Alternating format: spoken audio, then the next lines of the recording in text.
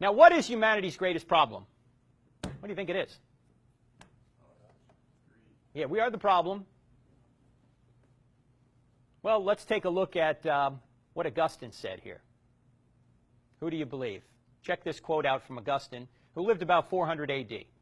One of the most quoted church theologians of all time. Here's what he said. If you believe what you like in the Gospels and reject what you don't like, it is not the gospel you believe, but yourself. By the way, we could say that you could say that obviously here about the Bible. You could say it about our Constitution. You could say if you believe what you like in the Constitution and reject what you don't like, it's not the Constitution you believe, but yourself. Whatever you're talking about, right? Who do we believe? Do we believe ourselves or do we believe the gospel? Once we have evidence that the gospel is true, we ought to believe the gospel, right? Pascal said the same thing in a little bit different way. He said this: people almost invariably arrive at their beliefs not on the basis of proof, but on the basis of what they find attractive. Again, are people on a happiness quest or a truth quest? Most people are on a happiness quest. Whatever they find attractive, that's what they're going to go for. The lust of the eyes, the lust of the flesh, and the boastful pride of life. That's what we're going to go for. Hey, we all do that on occasion, don't we?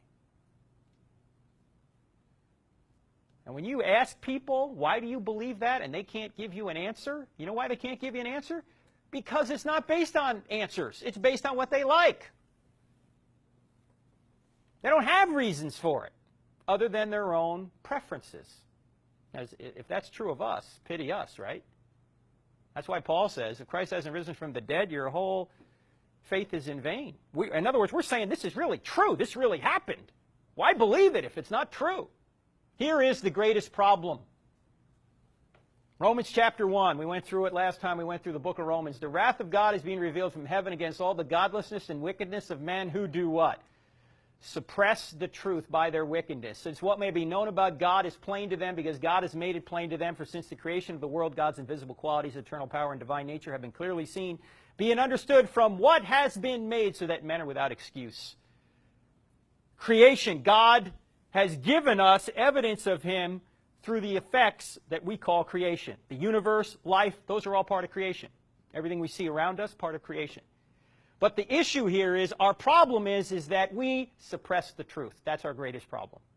Humanity's greatest problem is that we know the truth, but we don't like it, and so we suppress it. In fact, Jesus said this in another way in John chapter 3. He said, this is, of course, right after the famous passage, for God so loved the world. This is just a couple verses later. Here's what he says. For this is the verdict. Light has come into the world, but men love darkness instead of light because their deeds were evil. Everyone who does evil hates the light and will not come into the light for fear that their deeds will be exposed. But whoever lives by the truth comes into the light so that it may be seen plainly that what he has done has been done through God. Men love darkness rather than light.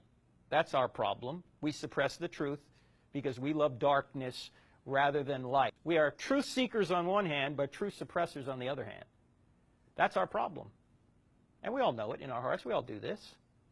Paul, of course, in this context is talking about people who do it and ultimately lose all basic knowledge of God. By the time they get to the end of Romans 1, they're not only doing evil things, they are actually encouraging and applauding others to do evil things as well, which is basically what's going on in our culture today. In our culture today, we are now actually calling evil good and good evil. And again, whose fault is that? It's our fault. Basically, our greatest problem is the same problem that Jack Nicholson made apparent to us. Remember? When Tom Cruise said to him, I want the truth. And what did Nicholson say? Oh, come on, you can do better than that. You can't handle it. We can't handle the truth. You know why? Because the truth convicts us. That's why we can't handle the truth. That's why we suppress it. We suppress the truth because it convicts us. And when we suppress the truth, we're suppressing God.